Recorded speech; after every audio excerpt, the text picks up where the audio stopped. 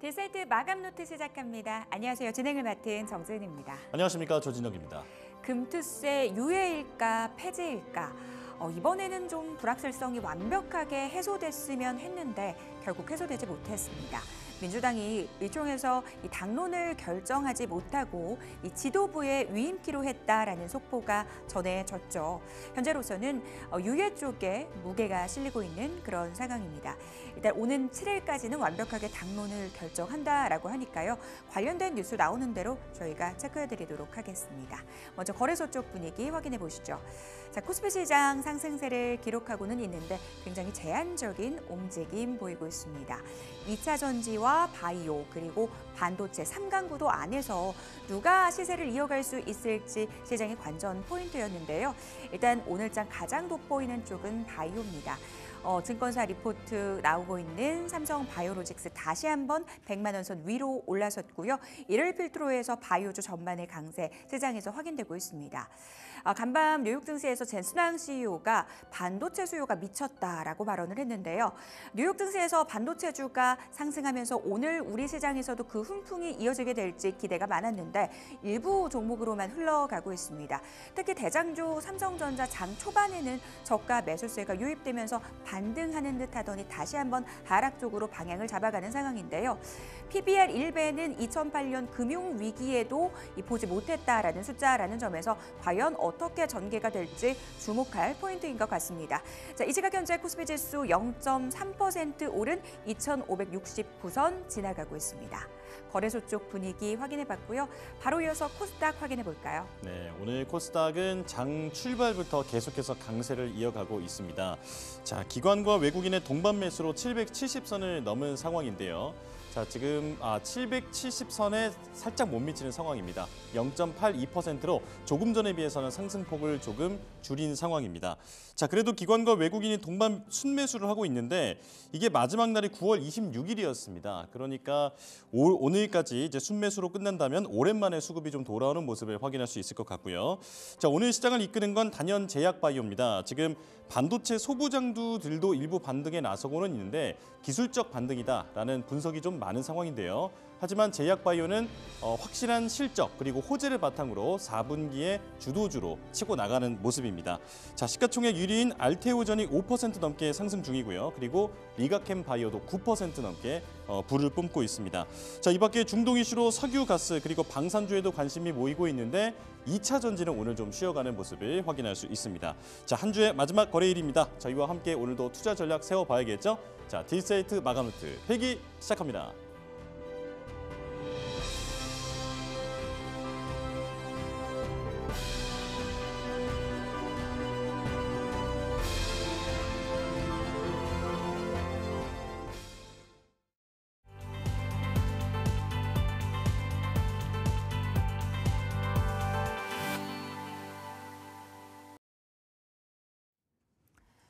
이슈노트 함께 하시죠. 시장을 관통하는 이슈 점검하고요. 전략 세워보는 시간입니다.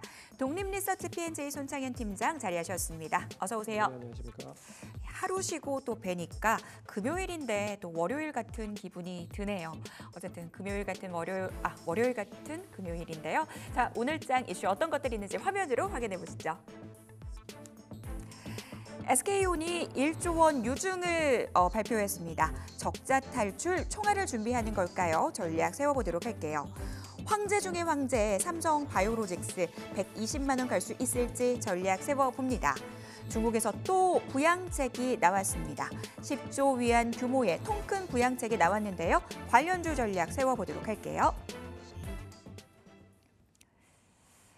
일단 오늘 2차 전지 쪽은 살짝 쉬어가는 분위기입니다.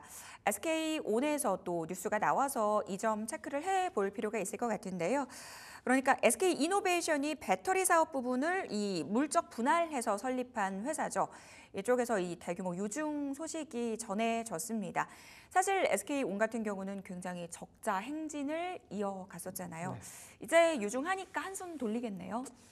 예, 어떻게 보면 이제 SK온이 1조 규모의 그 유상증자를 진행을 하는데 네. 3자 배정으로 진행을 해서 그나마 좀 다행스럽다라고 볼 수가 있을 것 같습니다. 왜 그러냐면 뭐 이게 일반 공모나 주주 배정으로 하면 결국엔 이제 보유를 하고 있는 주주들에게 상당히 좀 피해를 많이 받을 가능성이 높지만 그래도 뭐 비상장임에도 불구하고 3자 배정으로 했다라는 거는 의미가 있다라고 말씀드릴 수 있을 것 같고요. 그래서 SK온 보통주를 기준으로 1,803만 주를 일단 이 주당 5만 5천 원 정도로 1조 원 규모로 이제 증자를 한다라고 해요. 그래서 신주권 교부 예정일이 16일이다라고 얘기를 하고 있고요. 어떻게 보면 21년 10월이죠. SK 네. 이노베이션에서 물적 분할이 된 상황인데 창사 이래 11개 분기 연속 적자를 기록을 하는 모습이었습니다. 근데 동사는 계속적으로 투자를 좀 진행을 하고 있는 상황이에요. 그래서 그 지난해 6조 7천억을 들여서 여기 역시 설비 투자 구축을 계속 진행을 하고 있고 거기에 올해도 7조 5천억을 들여서 투입을 하고 있는 상황입니다. 그래서 설비 투자를 하는 데 있어서 계속 돈이 부족한 상황에서 네. 일단 뭐 유상증자를 했다라는 거는 의미가 있다라고 말씀드릴 수 있을 것 같고요. 그래서 어떻게 보면 이 악재가 이자 비용이 계속 늘어날 수밖에 없고 그런 가운데서 재무 부담이 부담되니까 재무적인 거를 좀 안정적으로 만들어야겠다라는 취지가 가장 컸었던 것 같고 그리고 이제 전기차 성장이 둔화가 되면서 전기차가 많이 생산이 되면 상관없지만 둔화가 되다 보니까 결국은 공장 가동률도 좀 저해되면서 결국에는 수익성적인 측면이 좀 저해됐다라고 좀 언급을 드릴 수 있을 것 같아요. 그래서 이번에 자금 조달로 인해서 이런 거를 좀 한숨 돌리는 그런 전략으로 전환됐다라고 말씀드릴 수 있을 것 같고 앞으로 이제 2차 전지 관련된 종목들도 다 마찬가지인 것 같아요. 어떻게 길게 마라톤 한다라는 입장으로 일단 지금 시점을 잘 벗어나고 타개를 해야 되는 조건인데 그런 거를 지금 진행을 하고 있는 상황이다. 그래서 SK온을 기준으로 다른 타기업들도 어떻게 이 시국을 좀 난제를 좀 벗어나는지도 잘 눈여겨 보셔야 될 것 같습니다. 앞서 팀장님께서도 말씀을 해주셨지만 SK온 정말 힘든 시간을 보냈습니다. 특히 지난 2분기 실적 굉장히 안 좋았거든요. 영업 적자가 역대 최저치를 기록을 했습니다. 하지만 이런 상황 속에서도 투자를 계속하고 있는데요.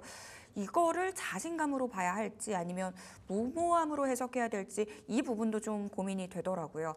현재 시점에서 유증을 단행한 이유 좀 분석을 해주신다면요. 예, 왜 그러냐면 이제 지금 시점이 예전 시점보다 조금 달라진 거는 네. 금리를 인하를 했기 때문이다라고도 볼 수가 있을 네. 것 같습니다. 왜 그러냐면 금리가 계속 높았기 때문에 추가적인 자금 조달을 하기 위해서는 이제 뭐 어떻게 보면 재무적인 거를 차입을 해가지고 자금 조달을 해야 될 필요가 있는데 금리가 인하가 됐기 때문에 기존에 뭐 투자가 적극적으로 되지 못했었던 거를 조금 안정적으로 했다라는 거가 초점을 맞춰질 수 있을 것 같고요. 그래서 추가적인 자금 조달에 대한 것도 어느 정도 생각을 해볼 수 있지 않았는가라고 보고 있고요. 거기에 이제 비용적인 측면이 상당히 많이 줄어들 수 있을 것이다라고 보고 있습니다. 그래서 첫 번째는 이제 금리 인하에 대한 효과가 아닐까라고 생각을 할 수 있을 것 같고요.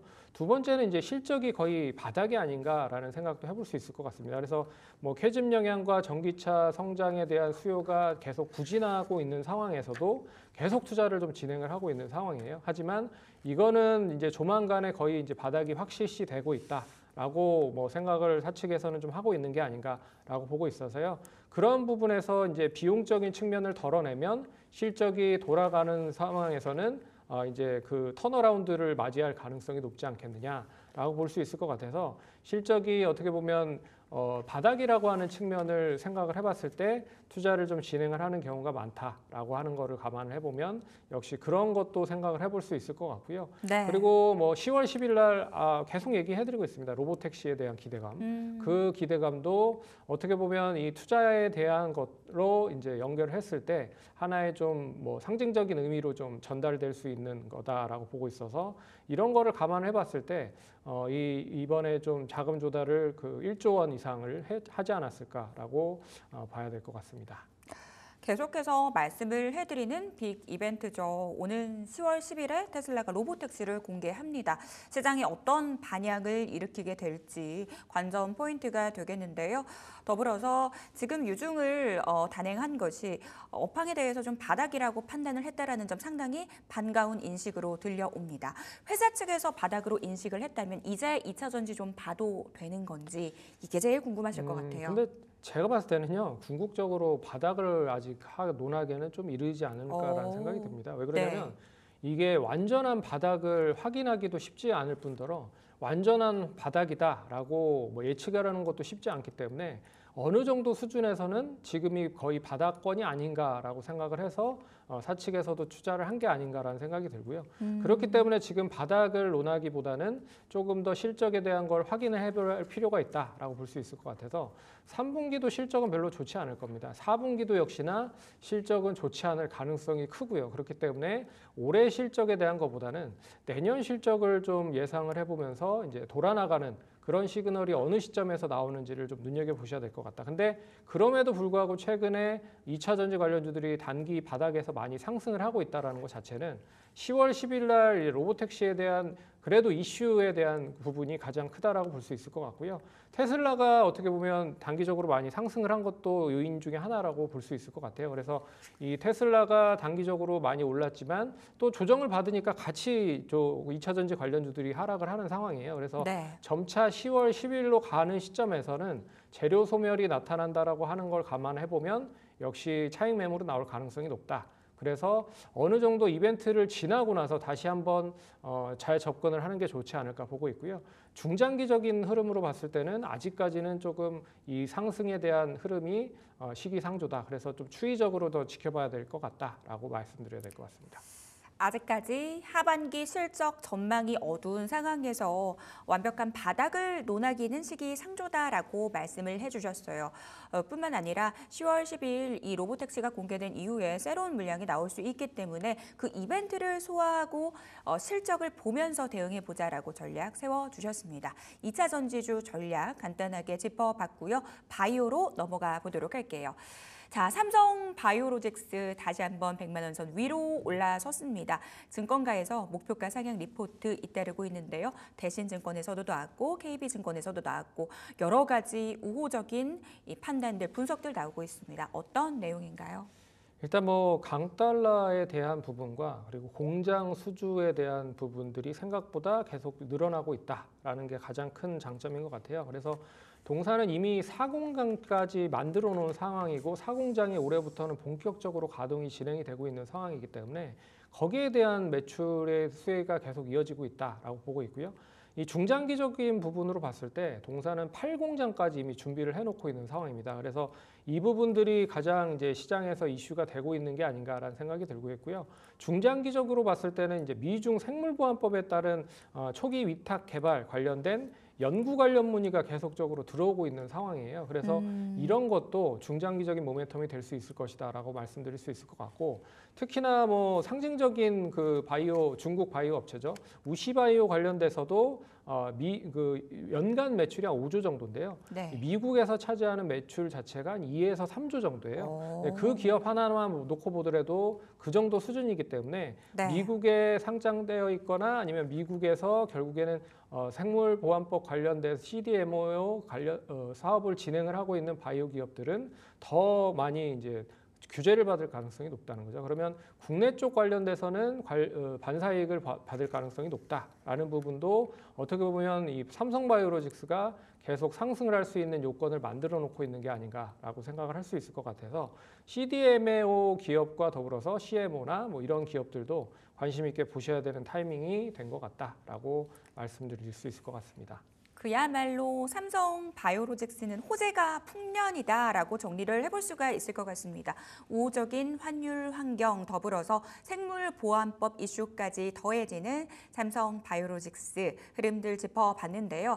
사실 근데 지금 시점에서 삼성 바이오로직스를 잡기에는 워낙 많이 올랐기 때문에 많은 시청자분들이 그러면 삼성 바이오로직스 후발주자는 누구인가, 바이오 다 같이 올라갈 수 있는 이 부분을 궁금해하실 것 같아요. 사실 최근에 일각에서 이 바이오 끝물 논쟁도 있었거든요. 네. 굉장히 많이 올랐다가 차익 실현 매물 나오면서 살짝 조정 나오는 종목들도 그렇죠. 있었잖아요. 끝물로 보세요? 아니면 더 오를 요인이 크다고 보세요? 일단 그 반도체나 네.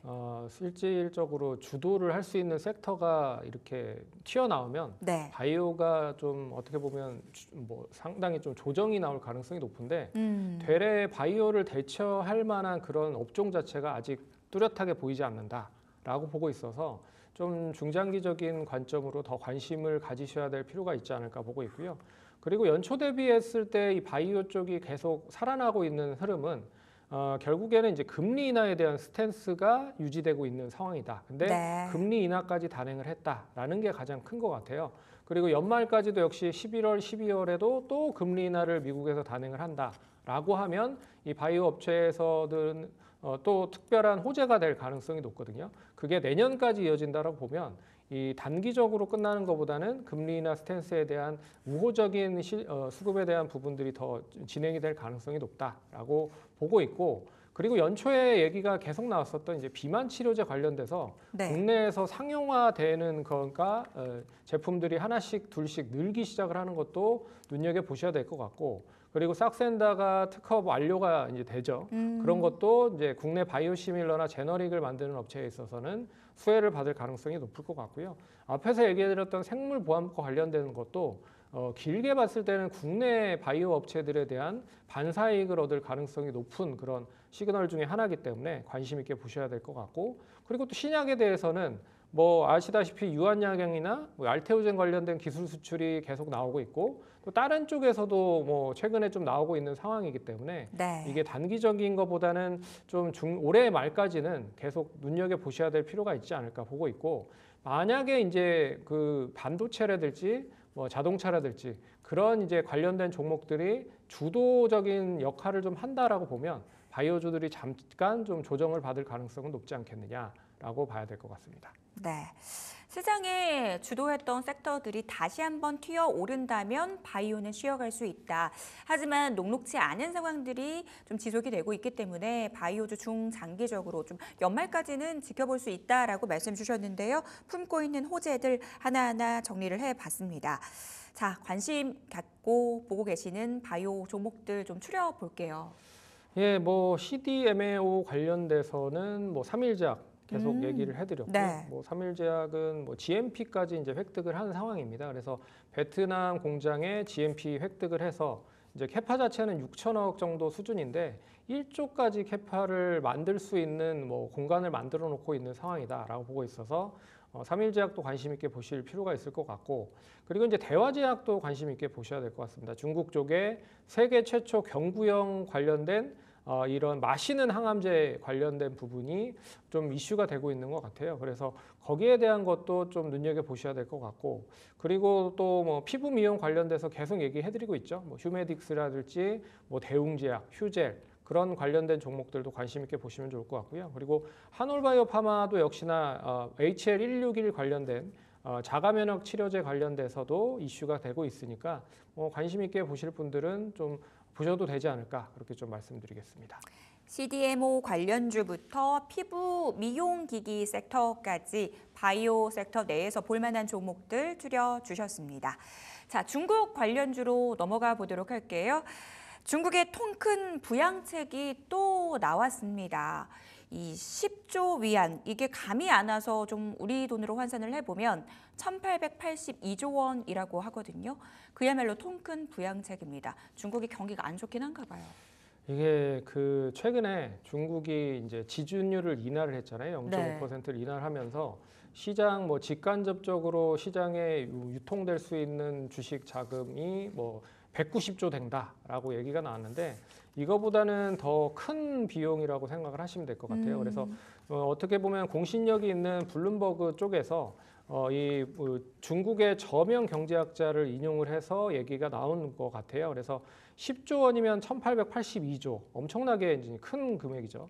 어떻게 이제 금융위기 때 중국이 부양을 했었던 금액 자체가 753조였습니다. 근데 이거보다 2배 정도 더 크기 때문에 엄청나게 이제 경기 부양을 하겠다는 의지가 강하다라고 말씀드릴 수 있을 것 같고요. 왜 그렇게 이제 경기 부양에 목을 메고 있느냐? 미국이 일단 선제적으로 금리 인하를 했기 때문에 경기 부양에 대한 신호탄을 쐈다. 그러니까 중국도 이제는 뭐 더 이상은 못 버틸 수 있을 가능성이 커지기 때문에 미국에 이어서 먼저 선제적인 조건을 이번에 좀 강력하게 해야 되는 게 아닌가라고 생각을 해서 경기 부양을 했다라고 보면 될 것 같습니다. 그래서 전반적으로 이 경기에 대한 호전이 얼마만큼 좀 더 이어질 수 있을지는 지켜봐야겠지만 이런 뭐 여러 가지 정책들이 유지가 된다라고 하는 것 자체는 시장에서는 좀 긍정적인 신호로 보셔야 되지 않을까 그렇게 좀 봐야 될 것 같습니다. 지금 중국 본토 증시는 휴장인 가운데 항생 지수가 추가적인 또 급등이 나왔습니다. 2% 상승세 확인이 됐는데요. 사실 이게 돈을 푼다고 바로 효과가 나오는 건 아니잖아요. 그럼 효과가 나오기까지 얼마만큼의 시간이 좀 필요할까요? 이게 뭐 상당히 좀 걸릴 가능성도 높아요. 왜 그러냐면 뭐 이 중국 관련돼서 인위적으로 역시나 뭐 부양을 하는 거기 때문에 뭐 그 코로나 때 아시다시피 인위적으로 경기를 부양을 하니까 일단 악영향에 대한 요건도 부작용도 나왔다라는 걸 감안을 해보면 이게 이제 인위적으로 올린다라고 하는 게 뭐 그렇게 좋지 않을 가능성도 높아라고 볼 수가 있을 것 같습니다. 하지만 이 중국이기 때문에 어떻게 보면 인위적인 게 통하지 않나라고 생각을 할 수 있을 것 같고요. 그런 점에서 뭐 올해 말부터는 본격적으로 여기에 대한 수혜가 이어질 가능성이 높지 않겠느냐라고 보고 있습니다. 그래서 그동안에 어떻게 보면 많이 올라간 종목들보다는 상반기나 작년 이제 코로나 뭐 한한령 관련된 이슈로 상당히 많이 주가가 하락을 했던 종목들 위주로 좀 상승을 할 수 있지 않을까 그렇게 보고 있고요. 그런 점에서 뭐 화장품 말고 음식료 말고 뭐 게임이나 엔터 그리고 의류 쪽이나 여행 그리고 카지노 쪽 관련된 종목들을 어떻게 보면 가격적인 매력이 많이 떨어진 상황이 가장 크거든요. 그리고 직접적으로 이제 중국에 진출해서 하는 사업들이 많습니다. 그래서 이 어떻게 보면 의류 쪽도 마찬가지일 것 같고 게임 쪽도 마찬가지일 것 같다. 그런 점에서 이 관심 있게 보시면 좋지 않을까 이렇게 좀 말씀드리겠습니다. 바주파카프로 돈을 쏘아대는 중국입니다. 유동성 공급이 당장 효과가 나타나기는 어렵겠지만 그래도 연말쯤에는 그 효과 기대해 볼 수 있겠다라고 말씀 주셨는데요. 그동안 많이 올랐던 쪽보다는 덜 올랐던 쪽 안에서 기회 찾아보자라고 전략 세워주셨습니다. 구체적으로 종목으로 말씀해 주신다면요. 뭐 한 종목씩 좀 보시면요. 그 최근에 뭐 이 가장 크게 이슈가 됐었던 게 이제 그 중국에 이제 직접적으로 판매를 하고 있는 제품이 있냐 없냐가 제일 중요한 것 같은데요. 중국에서 음식료 쪽에서 이제 초코파이를 예를 들면 오리온이 가장 크게 좀 수혜를 받고 있는 상황이죠. 그래서 오리온이 뭐 베트남과 중국 쪽에서는 이 초코파이에 대한 매출이 엄청나게 크게 나타나고 있다라고 해서 오리온도 보시면 좋을 것 같고, 그리고 이제 그 컴투스라고 하는 게임 회사도 눈여겨 보셔야 될 것 같습니다. 이미 서머너즈 워라고 하는 게임 자체가 판호를 일단 받아놓은 상황이에요. 그래서 그런 점에서도 수혜를 받을 가능성이 높다라고 볼 수 있을 것 같고, 그리고 이제 FNF라고 하는 업체도 이제 MLB 관련된 브랜드를 이미 중국에 많이 런칭을 해놓은 상황입니다. 그래서 그런 것도 좀 눈여겨 보시면 좋을 것 같고, 그리고 이제 화장품 쪽 관련돼서는 중국 관련된 매출 자체가 많이 높았지만 좀 떨어진, 하지만 지금 중국 내에서는 어느 정도 역할을 좀 하고 있는 업체들, 아모레퍼시픽이나 LG 생활건강, 그리고 코스맥스 같은 그런 기업들도 눈여겨 보시면 좋지 않을까 그렇게 좀 말씀드리겠습니다. 통큰 부양책을 내놓은 중국 당국입니다. 수혜 받을 수 있는 섹터들, 종목들 구체적으로 언급해 주셨으니까요. 투자에 참고해 보시기 바랄게요. 자, 오늘 장 이슈노트 손창현 팀장과 함께했습니다. 오늘 도움 말씀 감사합니다.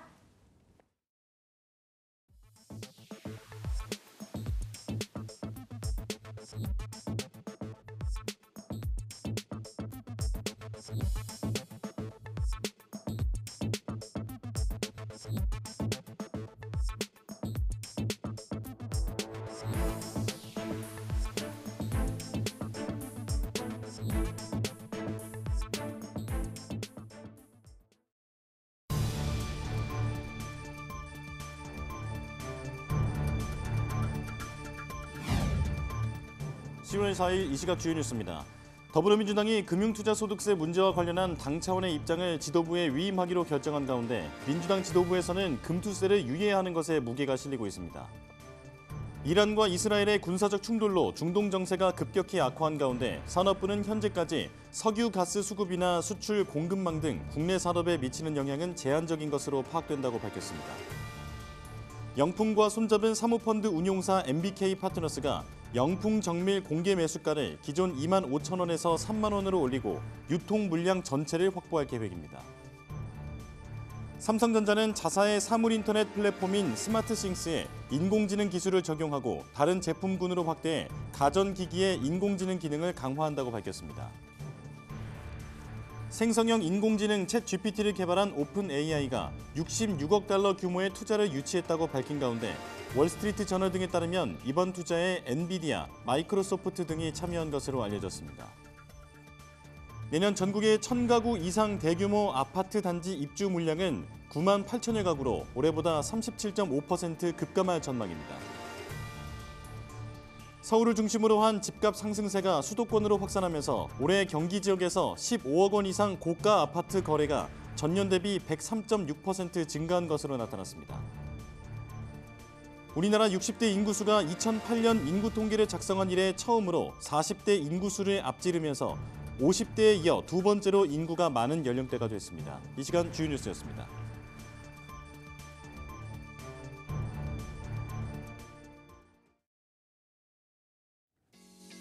앵커가 직접 골라온 리포트를 살펴보는 시간입니다. 오늘도 두 가지 리포트를 가지고 왔는데요. 첫 번째 리포트 바로 살펴보겠습니다. 자, 유진투자증권의 리포트고요. 에코프로비엠에 대해서 썼습니다. 자, 목표가는 20만 원인데 상향 의견이 나왔고요. 자, 세 가지 투자 포인트 살펴보겠습니다.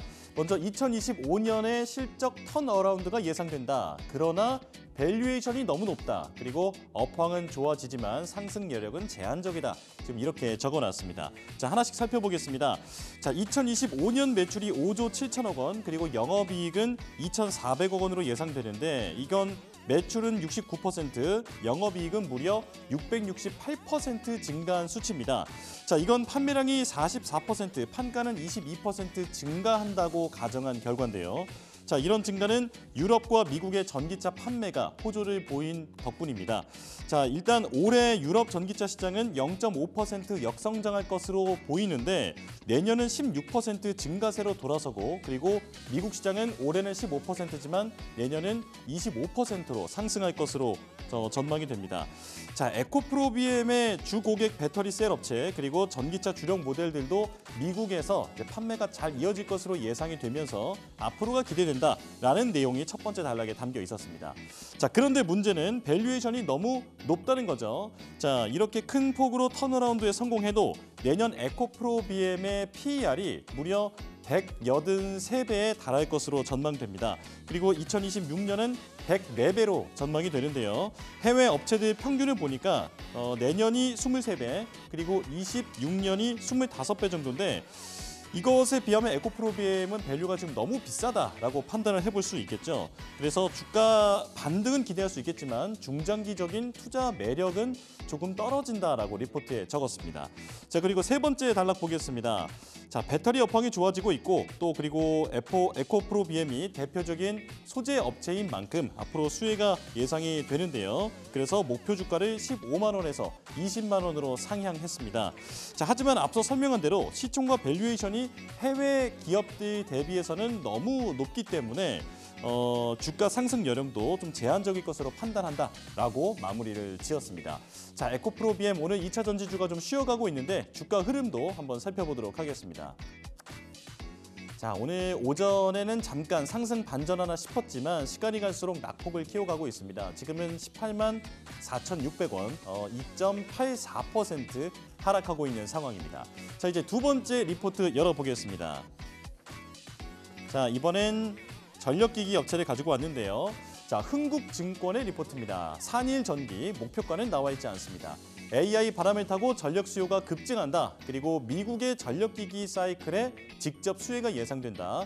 매출은 증가하고 마진은 향상될 것으로 기대된다. 이렇게 정리해 놨습니다. 자, 하나씩 살펴보겠습니다. 자, 먼저 첫 번째, 기술 발전과 함께 전력기기 시장이 수요 급증에 지금 사이클을 맞이한 상황인데요. 자, 일단 AI 데이터 센터가 증가하면서 글로벌 규모의 이 전력 수요 확대가 예상됩니다. 자, 엔비디아의 AI 서버용 GPU들이 전력 소모량이 계속해서 늘어나는데 이걸 가지고 추세를 살펴보면 앞으로 전력 소모량이 급증할 것으로 보인다라고 적어놨습니다. 자, 그리고 두 번째를 보면 미국을 필두로 전력기기 수요가 급증할 것으로 전망되는데요. 자, 미국은 현재 전력망의 70% 이상이 25년이 지난 노후화가 되어 있는 상태라고 합니다. 자, 이걸 만약에 새 것으로 교체를 하면 전력 소모량이 무려 12%가 감소할 것으로 전망됩니다. 그렇다면 이걸 교체하지 않을 이유가 없겠죠. 동기가 확실한 상황입니다. 자, 그리고 미국 내 에너지 생산량의 그 증가분이 대부분 신재생 에너지에서 나왔기 때문에 앞으로도 신재생 에너지 발전소를 많이 지을 거고 거기에 들어가는 변압기를 지금 이 산일전기가 만들고 있기 때문에 앞으로 좀 수요가 좀 늘어날 것 같다라고 전망을 하고 있습니다. 자, 그리고 세 번째 단락을 보면요. 자, 산일전기는 매출의 60%가 미국향입니다. 자, 산일전기의 포트폴리오를 보면 송대전 전력망 교체 그리고 신재생 에너지 투자 이것으로부터 직접적인 수혜를 받을 수 있는 구조로 편성이 되어 있는데요.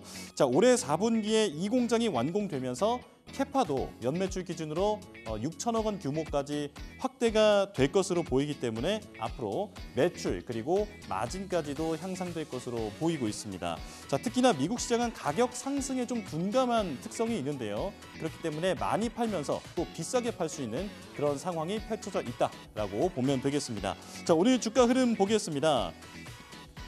자, 장중 한때 47,000원까지도 넘었었는데요. 그래도 지금 계속해서 불기둥을 뿜고 있습니다. 5% 넘게 상승하면서 산일전기 오늘 끝까지 계속해서 좋은 모습을 보여주고 있습니다.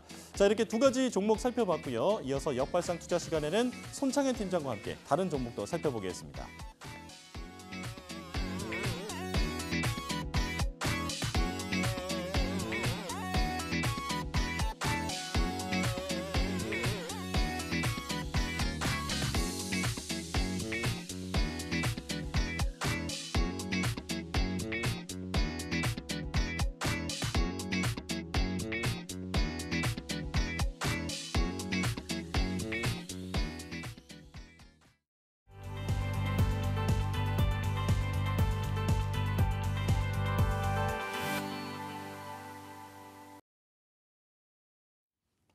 독립리서치 P&J 손창현 팀장과 함께하겠습니다. 어서 오십시오. 네, 안녕하십니까. 네, 자, 첫 번째 리포트 열어보겠습니다. 자, CJ 제일제당에 대한 리포트를 가지고 오셨는데요.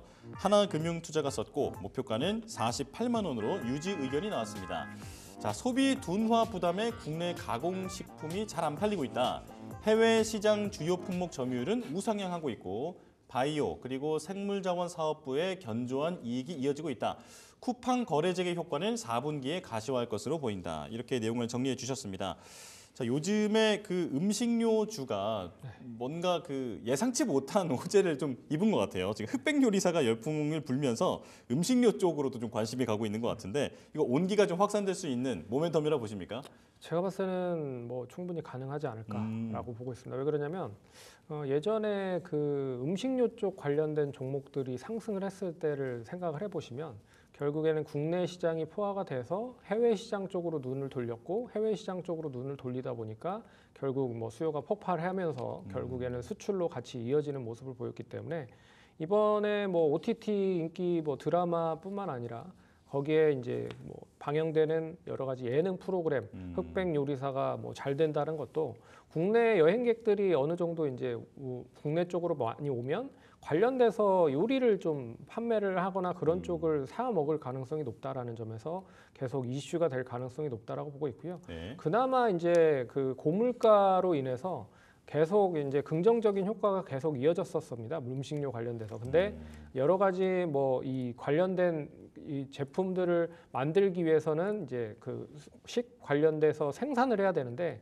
작황 생산이 부진하다 보니까 어떻게 보면 수요를 못 따라가는 시점이 나타났다는 거죠. 그래서 결국에는 이런 제품들을 만들기가 어려워졌기 때문에 상당히 뭐 CJ 제일제당도 여러 가지 제품들을 많이 만들고 있지만 네. 그런 부분이 좀 소비가 좀 더디게 나타나고 있는 게 아닌가라고 보고 있어서 네. 그런 부분을 좀 중점적으로 보시면 좋지 않을까 그렇게 말씀드리겠습니다. 네, 이런 소비 같은 경우는 어떤 그 문화적 영향, 그리고 콘텐츠의 영향도 이제 민감하게 받기 때문에 지금 이런 흑백 요리사가 우리나라뿐 아니라 글로벌적으로도 인기를 많이 끌고 있잖아요. 자, 이게 어떤 음식료주에는 호재가 되지 않을까 이렇게 전망을 해주셨습니다.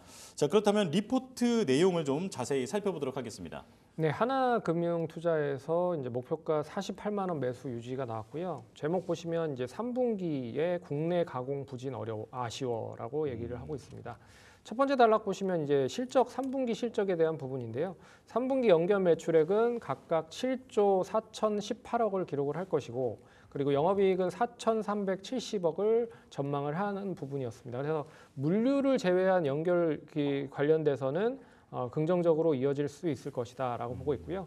사업 부분별로 보면 국내 가공 관련된 매출이 플러스 2% 정도로 그칠 것이다. 그래서 전반적으로 소비가 둔화되기 때문이다라고 보고 있고 그리고 추석 대목을 앞둔 일부 제품에 대한 판촉 기인화에도 이제 마진에 대한 부분이 부진했기 때문에 하락이 좀 불가피했다라고 얘기를 하고 있습니다.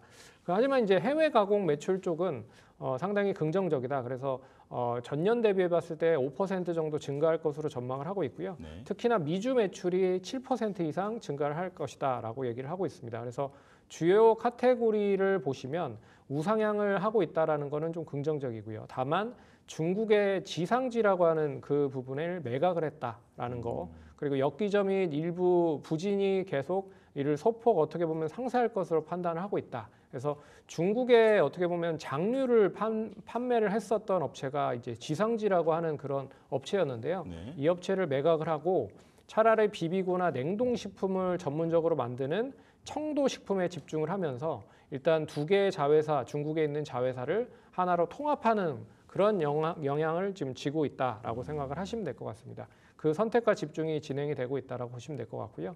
세 번째는 바이오 사업부 관련돼서는 라이신을 포함한 주요 이제 아미노산 관련돼서 이 가격 하방이 어느 정도 자리를 잘 잡으면서 영업이익이 계속 900억 정도는 달성이 될 것이다라고 얘기를 하고 있고 그리고 생물자원 쪽에서는 흑자가 계속 진행이 될 거다라고 보고 있습니다. 그리고 4분기에 기대 요인에 대한 점검 이유를 말하고 있는데요. 첫 번째는 이제 쿠팡과의 재개가 본격화되면서 4분기 때부터는 실적이 가시화될 것이다라고 얘기를 하고 있고 그리고 미주를 중심으로 한 해외의 건조한 영업 활동이 긍정적으로 작용이 될 수 있을 것이다라고 보고 있어서 미국 내 카테고리에 대한 우상향이 계속 이어질 수 있을 것이다. 그리고 세 번째는 이제 중국의 지상지에 대한 역기조도 어느 정도 해소가 될 것이다. 그리고 네 번째는 바이오 실적도 연말 갈수록 어떻게 보면 긍정적으로 이어질 가능성이 높기 때문에 전반적으로 이제 그 흐름들은 국내보다는 해외 쪽에 초점을 맞추면서 좋아지고 있는 흐름이다라고 리포트에는 제시하고 있는 것 같습니다. 네, 해외 쪽은 현재도 좋고 앞으로도 좋을 것으로 보이는데 국내 쪽이 관건이다 이렇게 정리할 수 있겠는데요. 자, 그렇다면 리포트 바깥에 있는 내용도 들어보겠습니다. 역시 이제 중국 경기 부양에 대한 특수가 기대가 된다라고 볼 수가 있을 것 같아요. 예. 앞에서도 얘기해드렸지만 중국의 자회사가 두 개였는데 두 개 중에 하나로 집중을 하겠다. 그래서 여러 가지 뭐 간편식품에 대한 그런 거를 높이기 위해서 중국의 청도식품으로 일단은 뭐 집중을 하겠다라는 뜻을 해석을 하시면 될 것 같고요. 그리고 두 번째는 여러 가지 뭐 제품에 대한 가격 폭등으로 인해서 동사도 이슈가 될 수 있다. 특히나 이제 김장철에 진입을 하면서 배추 가격이 폭등을 하면서 직접적으로 이제 김장을 하는 것보다는 그 관련된 김치를 사 먹겠다라고 하는 부분에 있어서 이슈도 좀 수혜가 될 가능성이 높다라고 볼 수 있을 것 같고요. 그리고 다양한 사업을 진행을 하고 있는데 특히나 뭐 기내식 관련된 만두를 최근 들어 많이 공급을 하고 있는 상황이에요. 그래서 호주의 퀀타스라고 하는 그런 그 항공사에 기내식의 만두 제품도 공급을 하고 있다라는 것도 어떻게 보면 사업 다각화를 위한 그런 저를 밟고 있다라는 식으로 보시면 좋을 것 같습니다. 예, 요즘에 배추 가격이 정말 삼겹살보다 비싸다는 네. 말이 나올 정도로 정말 금배추라고 불리고 있는데 그런 부분들에 대한 영향도 있을 것으로 보입니다. 자, 그렇다면 적정 목표가를 볼게요. 지금 48만 원이 나와 있는데 어떻게 보십니까? 예, 실적에 대한 것보다는 솔직히 좀 가격이 저렴합니다. 그래서 지금 가격도 상당히 저렴한 가격이다라고 볼 수 있을 것 같아서 네. 지금 이제 PER로 기준으로 계산을 해보면 5.8배 정도 수준밖에 되지 않는다. 그래서 증권사가 제시한 그 49만 원 정도도 9.8배 정도 수준이기 때문에 뭐 충분히 달성이 될 가능성이 높다라고 보고는 있지만 역시 뭐 수급적인 부분이 단기 관건일 것 같아요. 그래서 수급이 얼마만큼 빠르게 전환이 되면서 상승을 하는지 그게 이제 관건이다라고 볼 수 있을 것 같고요. 추가적인 하락이 나오더라도 일단은 한 30만 원만 유지가 되면 단기적인 목표가는 한 33만 원까지는 상승할 수 있는 여력은 남아있지 않겠느냐라고 보고 있어서 추가적인 하락보다는 이제 하락이 어느 정도 진정이 되는 걸 보고 나서 단기 한 10% 이상까지는 상승 여력은 있다라고 보시면서 대응하시면 좋을 것 같습니다. 네. 아래보다는 위쪽으로 좀 상방이 열려 있다라고 말씀해 주셨습니다. 1차 기술적 목표가는 33만 원 제시를 해 주셨고요. 자, 이제 두 번째 종목 보겠습니다. JB금융지주에 대한 리포트입니다.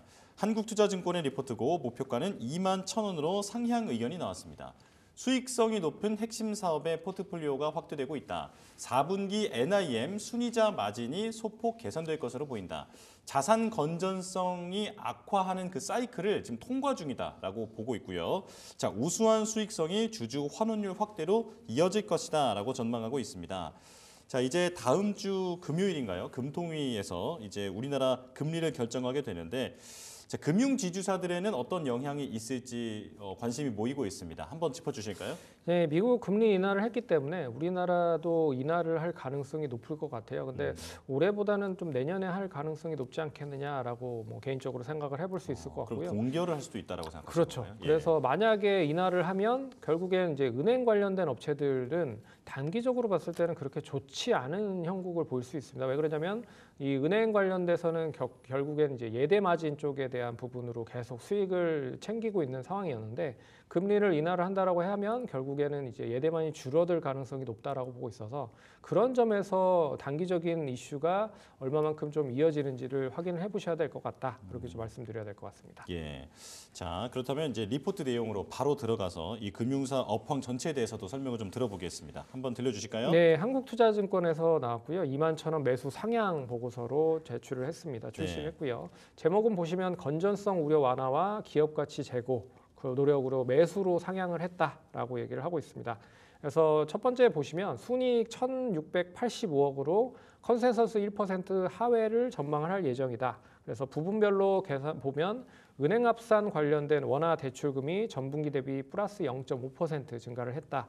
그리고 광주은행을 중심으로 해서 중도금 대출 상환이 어떻게 보면 성장폭이 다소 적어지고 있는 상황이다라고 보고 있지만 은행 합상 분기 순이자 마진 관련된 부분이 2.64%로 조금 하락할 가능성이 높다라고 얘기를 하고 있습니다. 그래서 점진적으로 기반 사업 관련된 수익성이 높은 핵심 사업의 포트폴리오의 리밸런싱이 진행이 되고 있는 상황이기 때문에 어떻게 보면 순이자 마진이 조금 줄어들 수도 있지만 4분기에는 다시 소폭 개선될 것으로 추정이 되고 있다라고 얘기를 하고 있습니다. 두 번째로 보시면 3분기 대손율 관련돼서는 0.86% 정도로 안정화 수준이다. 그래서 그룹 분기 그 대손율 관련돼서는 0.86%로 전분기 대비해 봤을 때는 조금 하락할 전망이다라고 얘기를 하고 있고요. 2023년 초부터 빠르게 악화됐던 자산 건전성 관련된 부분에서 적정 대출 신규 취급 전략과 더불어서 고금리 추이가 반전되는 매크로 요인 덕분에서 개선이 될 가능성이 높다라고 얘기를 하고 있습니다. 그래서 투자 의견을 매수로 상향한 이유도 어느 정도 뭐 정해놓고 있는데요. 상향한 이유는 일단 자산 건전성의 악화 사이클이 어느 정도 정점을 지나고 있다라고 보고 있고요. 두 번째는 이제 우수한 수익성이 적정 성장과 더불어서 주주 환원율 확대로 연결이 될 가능성이 높다. 그래서 9월 24일에 발표한 기업 가치 제고 관련된 계획을 통해서 26년에는 목표 ROE의 13% 플러스 알파를 주주 환원 이렇게 목표로 잡고 있다라고 얘기를 하고 있고요. 주주 환원율은 45%를 제시한 것으로 기대 이상으로 발표를 했다.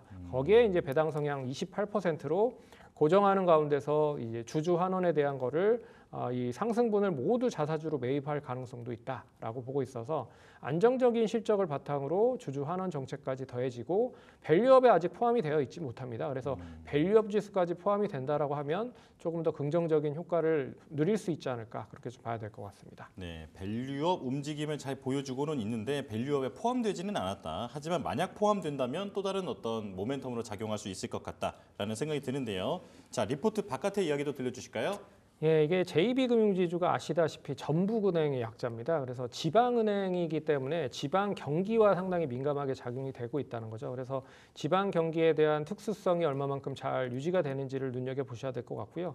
특히나 이제 JB금융지주 안에 있는 뭐 업체들, 그러니까 은행들을 보시면 전북은행과 광주은행이 있습니다. 근데 광주은행 같은 경우에는 토스뱅크와 함께 금융권에서 최초로 함께 대출 상품을 만들어서 출시를 했다는 거죠. 그래서 인터넷 은행과도 여러 가지 접목을 해서 지방은행이 살아나려고 여러 가지 사업들을 많이 준비를 하고 있기 때문에 좀 긍정적으로 볼 수 있는 그런 시그널이 아닐까라고 하는 것도 눈여겨보셔야 될 것 같습니다. 예.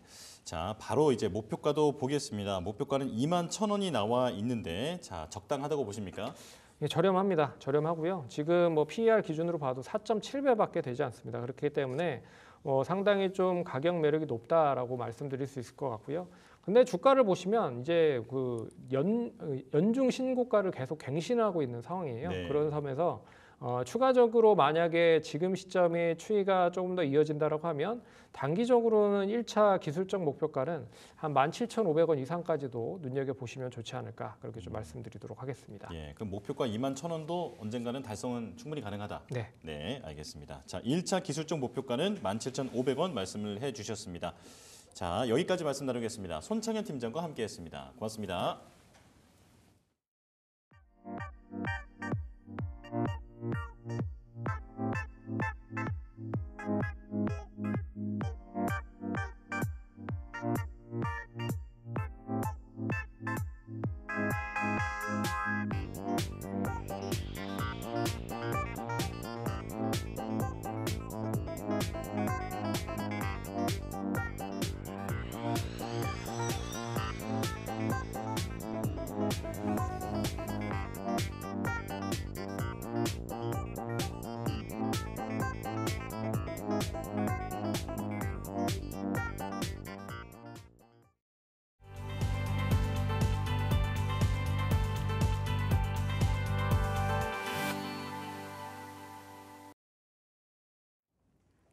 수익률 4대 천왕의 종목을 엿볼 수 있는 시간이죠. 수익사와 함께해 보시죠. 자, 오늘은 김동석 전문가 연결해서 종목 이야기 나눠보겠습니다. 전문가님 안녕하세요. 네, 반갑습니다. 네, 오늘의 종목 공개해 주시죠. 네, 최근에 이제 날씨가 좀 갑자기 추워지기 시작했습니다. 우리가 추석까지만 하더라도 날씨가 이거 너무 따뜻한 거 아니냐? 지금 날씨가 너무 지금 이 계절과 안 맞는 거 아니냐? 이런 말들이 많았는데 갑작스럽게 단 하루 만에 날씨가 추워지기 시작했습니다. 그러다 보니까 이 추울 때 관심 가져야 될 기업이고요. 랩지노믹스라는 기업입니다.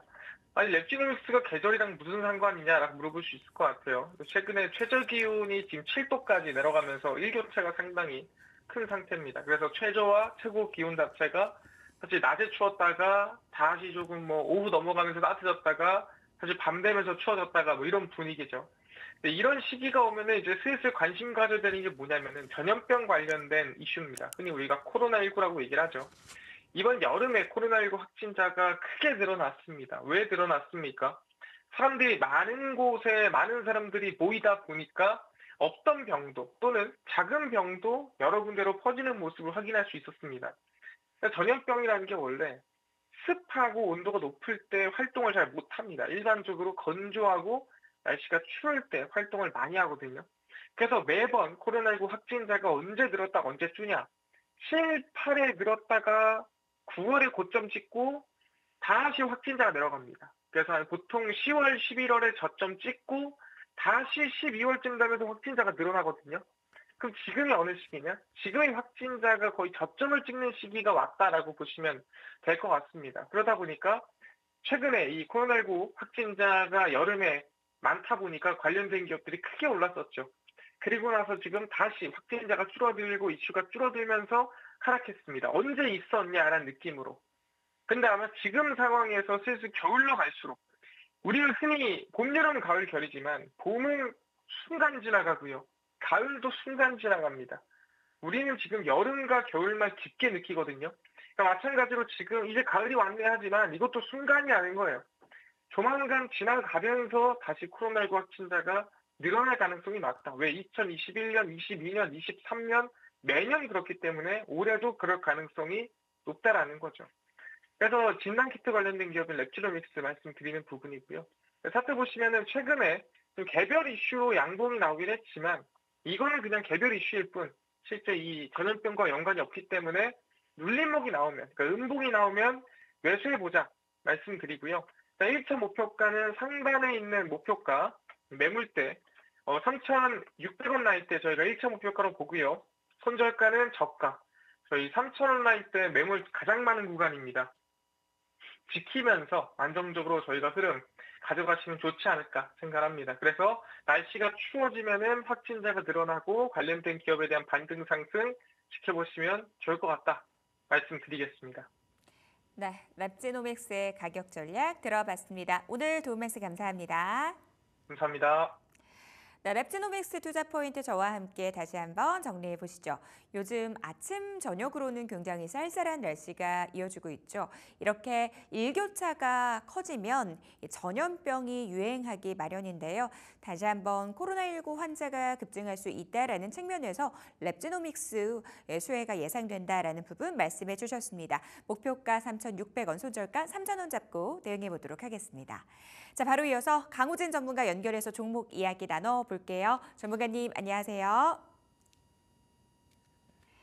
네, 강호진 전문가 연결해 보도록 하겠습니다. 다시 한번 불러보도록 하죠. 전문가님, 안녕하세요. 네, 잠시 오디오상에 또 연결이 지연되고 있는데요. 또 생방송에 이게 또 매력이겠죠.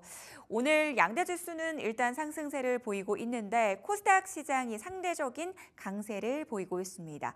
금투세 유예냐 폐지냐를 두고 여러 가지 공방전이 있었는데요. 오늘 민주당이 결국 당론을 정하지 못했다라는 점, 하지만 그래도 유예 쪽으로 무게가 실린다라는 점, 여러 가지 포인트들 잡아봤는데요. 코스닥 시장의 상대적 강세가 이어지는 상황 속에서 어떤 종목에 주목을 하고 계실지 강호진 전문가 바로 연결해 보도록 하겠습니다. 전문가님, 안녕하세요. 네, 안녕하세요. 네, 오늘은 어떤 종목 갖고 나오셨을까요? 네, 오늘 소개해드릴 종목은 이제 티움바이오라는 종목입니다. 네, 그래서 오늘 시장의 흐름을 한번 보시게 되면은 이제 코스닥 시장에서 이제 시장이 반등이 나올 때 결국에는 지금 주도 섹터 몇 가운데에서 계속적인 순환매가 이어지고 있습니다. 이제 그 중에서도 제가 이제 최근에 강조를 좀 많이 드리고 있는데 오늘 같은 경우에도 이 제약바이오 섹터에서 시장을 굉장히 좀 강하게 이끌어주는 모습들이 많이 나타나고 있습니다. 그래서 제가 봤을 때는 이런 시장 반등 구간을 좀 공략을 할 때 아무래도 좀 수급이 많이 들어와주는 이 제약바이오 섹터 내에서 한번 공략을 해야 된다라고 생각을 하기 때문에 오늘 티움바이오라는 기업을 좀 가지고 왔고요. 게다가 이 티움바이오 같은 경우는 이제 바이오 신약을 좀 개발하는 그런 업체라고 보시면 되는데, 이제 티움바이오 같은 경우에는 임상 단계에 좀 다양한 파이프라인을 좀 보유하고 있는 기업이라고 보시면 되겠습니다. 이제 그러다 보니까 아무래도 제약바이오 기업들이 좀 상승이 나올 때는 이런 재료들이 하나씩 좀 공개가 되게 되면서 시장에서 큰 이제 부각을 좀 받는 그런 모습들이 많이 나타나고 있는데 이제 티움바이오 같은 경우에는 뭐 면역 항암제, 장후 내망증, 그다음에 혈우병 이런 다양한 좀 파이프라인을 좀 보유하고 있는 상황이고 또 그 외에도 사실 적응증을 계속적으로 늘려가면서 가는 지금 신약을 계속적으로 개발하는 그런 기업이라고 보시면 될 것 같습니다. 게다가 이제 최근 들어서 이 머크사의 키트루다와 관련돼서 뭐 병용요법을 영위를 하는 그런 기업들이 상당히 좀 많은 상황인데 지금 티움바이오 같은 경우에도 그 중에 하나입니다. 그래서 최근에는 이 경구용 면역 항암제를 좀 만들고 있는 그런 기업이라고 좀 보시면 되는데 사실상 지금 이 머크사로부터 키트루다를 좀 무상으로 좀 지원을 받고 있는 상황이고 거기에 더해서 지금 같이 임상을 좀 진행을 하고 있다라고 좀 보시면 될 것 같습니다. 그래서 최근에 이 부분이 왜 부각이 됐냐라고 한다면은 키트루다 같은 경우에는 이제 지난해 매출 1등을 좀 기록을 한 그런 신약이 항암제라고 좀 보시면 되는데 그와 관련돼서 병용요법을 좀 진행을 한다라는 부분 특히나 키트루다에서 조금 이 효과가 좀 떨어지는 그런 적응증들이 몇 개가 있었습니다. 근데 거기에 대해서 지금 병용요법을 진행을 하고 있고 그와 관련돼서도 실제로 이제 직장암이라든지, 그 다음에 이제 소세포 폐암, 그 다음에 항문암, 이런 것과 같이 이제 키트루다를 좀 단독 투여했을 때 효과가 없는 그런 미미한 적응증에서 효과를 확인을 했다라는 소식이 있었고, 그리고 최근 들어서는 이 제형 변경과 관련돼서 이슈가 상당히 좀 많죠. 그런데 이번에 이 티움바이오에서 개발하고 있는 이 신약 같은 경우에는 경구용입니다. 그래서 훨씬 더 좀 편리한 부분이 있기 때문에 앞으로 신약 개발이 이루어질 경우 혹은 이제 기술 이전을 할 때도 훨씬 더 가능성을 좀 높게 보고 있는 이유가 거기에 있다라고 생각을 하시면 될 것 같습니다. 이제 게다가 이번에 이제 만들고 있는 이 신약 같은 경우에는 모든 면역 항암제와 이 병용이 가능하다라는 점이 굉장히 좀 중요합니다. 그래서 단순히 이제 머크사뿐만이 아니라 다른 기업들로도 계속적으로 기술 이전이 좀 나올 수가 있다라는 부분을 우리가 좀 생각을 해봐야 된다. 그래서 이런 가능성, 뭐 잠재력을 좀 가지고 있는 기업이기 때문에 우리가 주목을 한번 해봐야 된다라고 말씀드리는 부분이고, 또 그 외에도 최근에 뭐 고형암이라든지 그다음에 단도암 뭐 이런 부분에 있어서도 계속적으로 임상을 좀 진행하고 있는 상황이기 때문에 여기서 좀 이슈가 또 하나둘씩 좀 들려오게 된다라면은 주가는 크게 한번 뛰어오를 수 있다. 이렇게 좀 봐주시면 될 것 같습니다. 자, 그래서 추가적으로 차트 한번 보면서 가격 전략까지도 안내 드려보도록 하겠습니다. 자, 이제 티움바이오의 주가 흐름을 보시게 되면은 사실상 뭐 21년도에 고점을 찍고 나서 계속적인 우하향 흐름을 좀 보여왔습니다. 그래서 지금 보시는 바와 같이 지금 5,000원 중반대, 5,500원 구간에서 어느 정도의 하방 경직성이 지금 나타나고 있고, 최근 들어서도 이 5,500원 구간에서 다중바닥이 형성이 되는 게 확인이 됐습니다. 그래서 이번에 제약바이오 섹터로 좀 수급이 들어오게 되면서 이제 같이 좀 동조화가 되고 있는 그런 분위기라고 보시면 될 것 같고요. 그다음에 최근 들어서 이제 반등을 조금씩 만들어내가고 있는데, 그래서 계속적으로 좀 저항을 받았었던 이 장기 이평선 구간을 좀 상향 돌파하는 그런 흐름들이 나타나고 있습니다. 그래서 앞서 말씀드린 대로 이런 재료가 공개되게 된다면은 이 구간을 좀 강하게 돌파할 수 있다. 이렇게 봐주시고, 그래서 지금 매수가 같은 경우에 현재가 부근에서 바로 진입이 가능하십니다. 6,150원에서 6,400원 사이로 진입을 해주시면 되겠고, 또 1차 목표가 같은 경우에는 이전 뭐 좀 매물대가 좀 쌓여 있는 가격대죠. 게다가 이 가격대에서 수차례 뭐 저점이 좀 형성이 되기도 했었고, 좀 고점이 형성되기도 했었습니다. 그래서 1차 목표가는 7,500원으로 우선 잡아보도록 하겠습니다. 그다음에 이제 손절가 같은 경우에는 이전에 하방 경직을 계속적으로 보여줬던 5,500원으로 잡고 보도록 하겠습니다. 네, 가격 전략까지 들어봤습니다. 도움 말씀 감사합니다. 감사합니다. 티움바이오의 투자 포인트 저와 함께 정리해 보시죠. 자, 오늘 시장 중심에는 바이오가 있습니다. 임상 단계의 다양한 파이프라인을 보유했다라는 점, 미래 가치 측면에서 긍정적이다라고 말씀을 해주셨는데요. 2021년 고점 형성 이후에 주가가 우하향 곡선을 그리고 있는데 이제는 주가 반등 기대해 볼 수 있다라고 정리해 주셨습니다. 목표가는 7,500원이고요. 손절가 5,500원 잡고 대응해 볼게요. 자, 바로 이어서 이주영 전문가 연결해서 종목 이야기 나눠보겠습니다. 전문가님 안녕하세요. 네, 안녕하세요. 네, 오늘의 종목 공개해 주시죠. 네, 오늘의 관심 종목은 중국 소비주인 FNF 준비를 좀 했습니다. 자, 국내 시장 조금씩 안정을 찾아가고 있는 모습인데요. 물론 이제 최근 연준 위원들의 금리 인하 속도 조절을 시사하고 있는 상황이지만 본격적인 금리 인하 사이클은 이제 진행이 되는 것이기 때문에 하반기로 갈수록 시장은 완만한 상승 랠리가 좀 나와줄 것으로 좀 보고 있고, 특히 이제 금리 인하 최대 수혜주는 바이오를 중심으로 거래하실 때 지금은 이제 그 주소주의 바이오 종목과 그다음에 그동안 소외됐던 종목들의 키맞추기 흐름이 좀 진행이 되고 있기 때문에 이런 흐름 잘 이용해서 거래를 좀 하시면 좋겠다, 이렇게 말씀을 좀 드리겠고요. 먼저 이제 그 FNF 대표적인 의류 업종인데, 이 의류 브랜드 업종 같은 경우에는 실적의 바닥을 확인하셔야 되는데 3분기는 예상치를 좀 하회할 것으로 좀 보고 있습니다. 7월달, 8월달 비수기인데다가 9월달 날씨가 좀 굉장히 더웠기 때문에 이 포워드 시즌에 대한 판매가 굉장히 좀 부족할 것으로 좀 판단하고 있기 때문에 3월까지는 실적이 안 좋고 이 4분기가 굉장히 좀 중요한 분기점이 될 것으로 좀 보고 있는데요. 자, 통상적으로 의류 소비 같은 경우에는 2년 이상 안 좋아지는 경우가 굉장히 좀 적거든요. 그렇기 때문에 이제 2021년 1분기 때 리오프닝 효과로 인해서 2년 동안 매출이 좀 증가했고, 2022년 4분기를 기점으로 이축이 되기 시작해서 올 4분기 때 둔화 정점을 찍고 반등할 것으로 좀 보고 있는 상황이고요.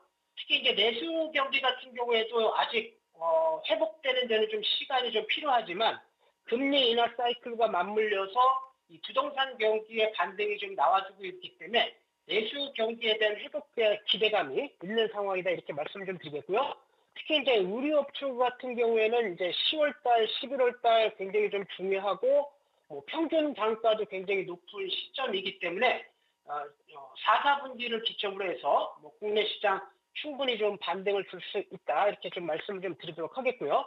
특히 이제 FNF는 MLB를 중심으로 중국에서 이제 성장한 기업인데 MLB가 중국 진출 초입에는 중국 법인 성장률이 400%가 넘어갈 때 동사의 PR이 한 17배 정도 됐었고요.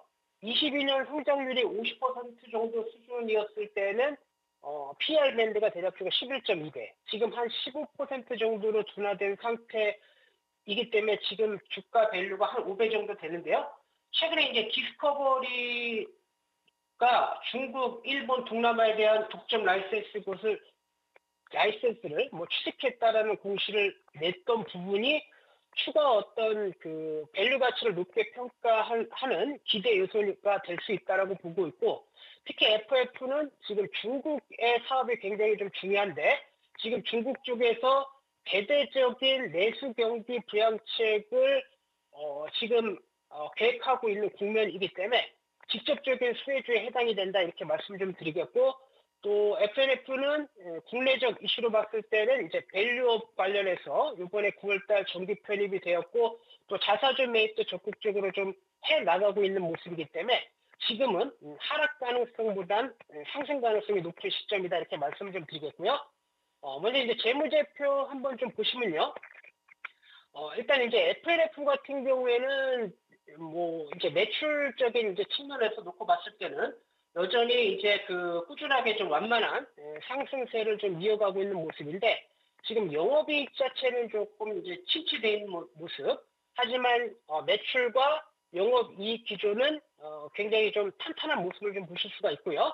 하지만 이제 주가적인 측면에서 놓고 본다라고 한다면 주가는 지금 보시는 바와 같이 2022년도 고점 찍고 이때는 이제 거의 한 19만 원까지 했던 종목인데 지금 이제 고점 대비 거의 70% 하락한 상황에서 지금 처음으로 중기 관점에서 기준선 돌파가 나와줬기 때문에 이런 가격대에서는 이제 부담 없는 접근이 가능하다 이렇게 말씀을 좀 드리겠고요.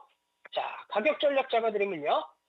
현재가부터 6만 5천 원 라인대까지 여유 있게 좀 분할 매수를 좀 하시고요. 자, 1차 목표가는 8만 원. 그다음에 이제 손절 라인대는 주봉산 기준선 라인대인 6만 원 라인대 설정해 드리도록 하겠습니다. 이상입니다. 네, FNF 가격 전략 들어봤습니다. 이주영 전문가와는 여기서 인사 나눌게요. 도움 말씀 감사합니다. 네, 감사합니다. FNF 투자 포인트 저와 함께 정리해 보시죠. 중국이 또다시 통큰 부양책을 내놨습니다.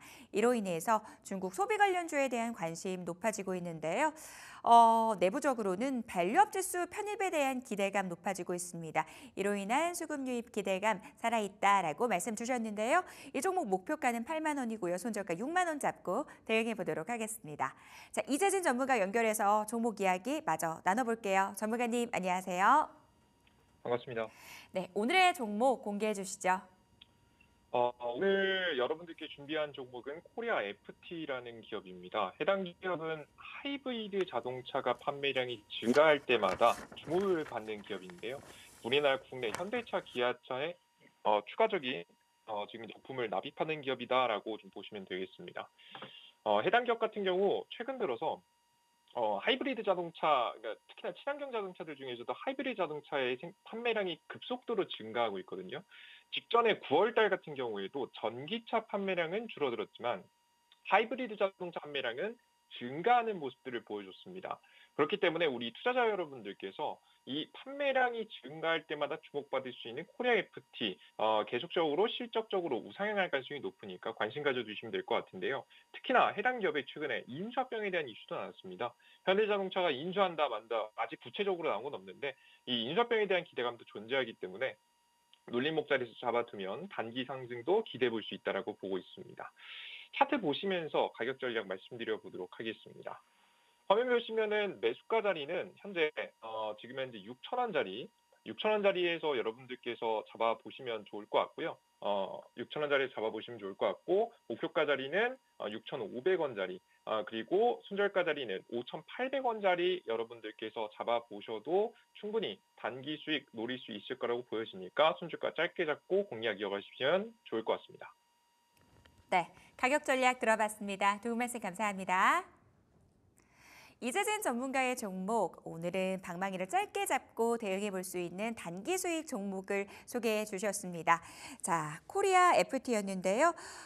인도, 미국 등 현대차의 판매량이 역대 최대치를 기록했다라는 점 투자 포인트로 언급을 해 주셨습니다. 목표가는 6,500원이고요. 손절가는 5,800원 잡고 대응해 보도록 하겠습니다. 자, 딜사이트S의 최고의 전문가들의 수익률 대결은 계속됩니다. 지금까지 수익 상황이었습니다.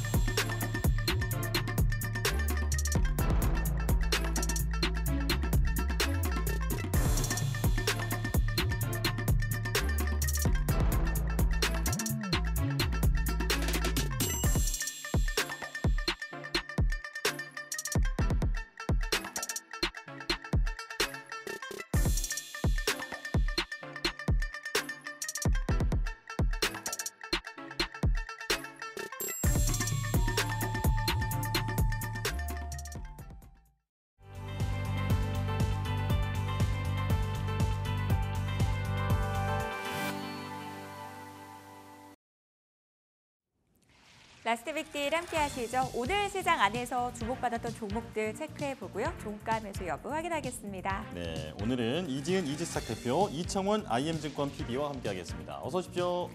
어서 오세요. 두 분과 함께 시장 이야기, 종목 이야기 나눠보도록 하겠습니다. 오늘 장에서 가장 핫했던 종목 한 종목을 꼽으라면 이 종목을 꼽아볼 수 있을 것 같습니다. 삼성 바이오로직스 증권가에서 목표가 상향 리포트 잇따르고 있거든요. 다시 한번 100만 원 선 위로 올라섰습니다. 이 종목에 대한 두 분의 의견 들어볼게요. 두 분 모두 종가 매수 의견 주셨는데요. 이재은 대표님 의견 들어볼까요? 네, 일단 오늘 시장에서 이제 삼성 바이오로직스 같은 경우에 목표가를 상향하는 리포트가 나오기도 했고, 또 삼성 바이오로직스에 대해서 긍정적인 의견들이 많이 나왔는데, 그 안에서는 여러 가지 이유가 있겠지만 지금 중국의 우시바이오와 우시앱텍이 사업을 일부 부분 매각을 한다라는 소식이 나와줬습니다. 그러다 보면 결국에는 우리나라가 수혜를 받을 수 있다라는 부분, 그리고 또 심적으로 중국에서 안 좋은 소식이 들려오면 우리나라 기업들이 좀 움직임이 더욱더 탄력적으로 움직이는데요. 일단 관련돼서 소식도 있기도 했지만 지금 여러 가지 바이오 쪽에서는 우호적인 환경들이 마련이 되어 있습니다. 금리 인하가 단행이 되었고, 뭐 생물보안법에 대한 일정도 당연히 있는 만큼 좀 기대해 볼 수가 있는 부분이 있고요. 또 이 삼성 바이오로직스만 갖고 봤을 때도 지금 4공장에 대한 이제 실적이 이제부터 움직임에 대한 실적이 이제 곧 찍히게 되는데, 지금 4공장을 시작으로 해서 5공장에서 8공장까지 계속 스케줄이 로드맵이 나와 있는 상황인데, 이렇게 됐을 때 5공장에 대한 선수주 그리고 6공장도 이제 착공에 2024년에서 5년에 들어가게 됩니다. 그렇게 되다 보면 실적 개선에 대한, 실적이 더욱더 성장할 수 있는 부분에 대한 기대감이 충분히 시장에서 살아있을 수 있다는 부분과, 또 ADC 그 공장 같은 경우에도 12월 달에 완공이 되기 때문에 이와 관련된 모멘텀도 시장에서는 기대감이 높다라고 생각해 주시면 될 것 같습니다. 그동안 계속 주가 흐름이 부진하다가 지금 상승세를 7월 달부터 무섭게 이어가고 있는 모습인데, 네. 단기적으로 기간 조정과 가격 조정이 최근에 나온 만큼 다시 한번 좀 상승세가 나와줄 수 있다는 점 참고를 해주시면 좋을 것 같고요. 바이오 오늘 전반적으로 흐름이 좋았는데 그 안에서 삼성 바이오로직스도 관심 있게 보셔도 좋을 것 같습니다. 더 간다 이 말씀이신데요. 생물보안법 그리고 금리 인하 여러 가지 호재가 쌓여 있는 상황이다. 자, 삼성 바이오로직스 말씀을 해주셨습니다. 자, 이제 다음 종목 보겠습니다. 대한전선인데요. 자, 8,400억 원 규모의 싱가포르 초고압 전력망 사업 수주 소식이 전해지면서 주가가 급하게 올랐습니다. 자, 대한전선 종가 매수 의견 들어주세요. 자, 두 분 다 동그라미 들어주셨습니다. 네. 이번엔 이청원 PB님 의견 들어볼게요. 오늘 장중에 좋은 이야기가 나와서 주가가 큰 폭으로 올라가고 있는데 이게 종가로 가면 갈수록 윗꼬리가 길게 달면 힘이 좀 없겠다라고 생각했는데 그게 아닙니다. 예. 힘이 지금 여전히 강합니다. 싱가포르 전력청과 총 8,400억 원 규모의 공급 계약을 체결했다라고 하는 이야기가 우선 돌았고 지난해 기준으로 매출액의 거의 30% 수준입니다. NDC 373으로 불리고 있는 프로젝트는 계약 금액이 5천억 원 정도 수준인데요. 지금 이 정도 수준의 매출액이 추후 2028년까지 어느 정도 유입이 될 것이다라고 하는 전망이 있다면 실적에 대한 가이던스가 이제 완전히 바뀌는 거죠.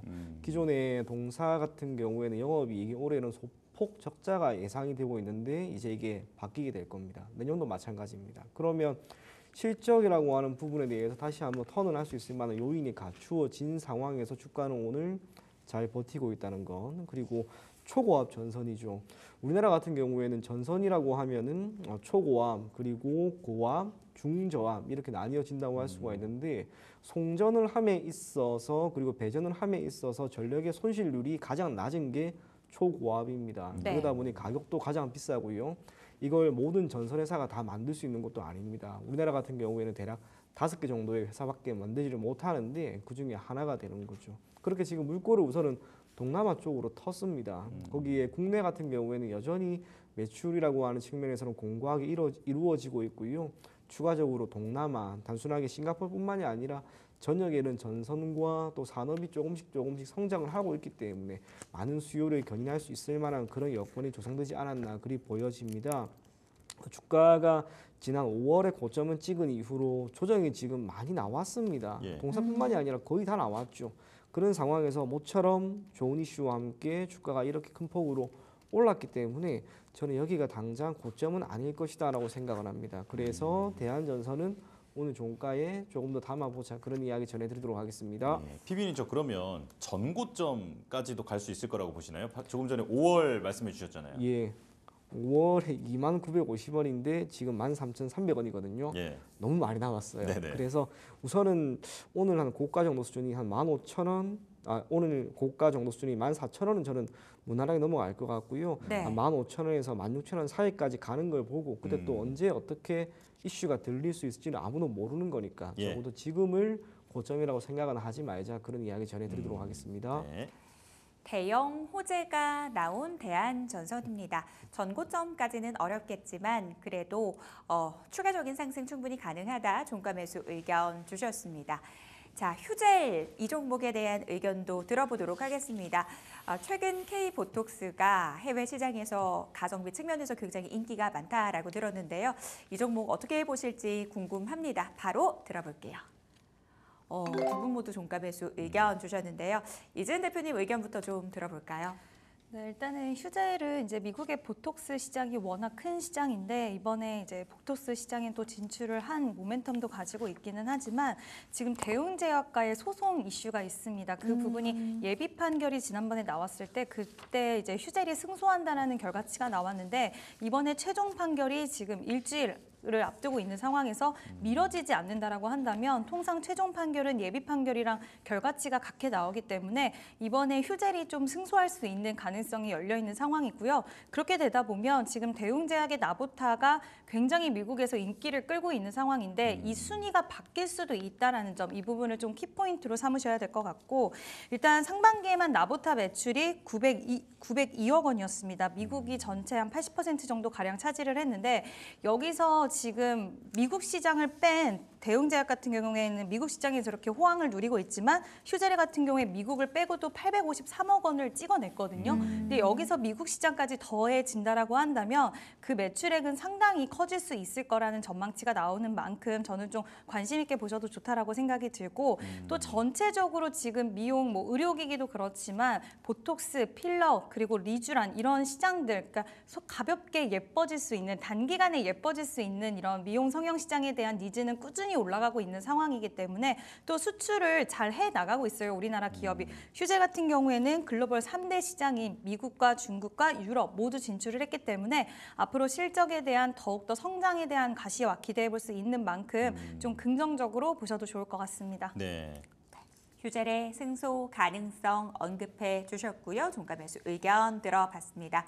이청원 PB님 의견 바로 이어서 들어볼게요. 네, 크게 다르지는 않는데요. 네. 제가 주목하고 있는 것은 우선은 동사 같은 경우 메디톡스나 대웅제약과는 다르게 세계 3대 시장에 모두 다 진출하고 있는 유일한 기업입니다. 뿐만 아니라 ITC와의 소송 비용이라고 하는 게 기존에 측정이 되었던 게 대략 40억 원 정도였는데 그게 10억 원 정도까지 떨어졌습니다. 결과가 이제 곧 나오죠. 결과가 곧 나온다라고 하는 것은 추가적으로 들어갈 소송 비용이 없다는 겁니다. 그게 의미하는 게 2분기 기준으로 악재는 어느 정도 거의 다 탈피를 했다라고 하는 것으로 봐야 하고 동사와 대웅제약 그리고 메디톡스 이 세 가지 기업에 대한 비교 분석 리포트가 얼마 전에 다우에서 한번 나와서 자세히 한번 읽어봤는데요.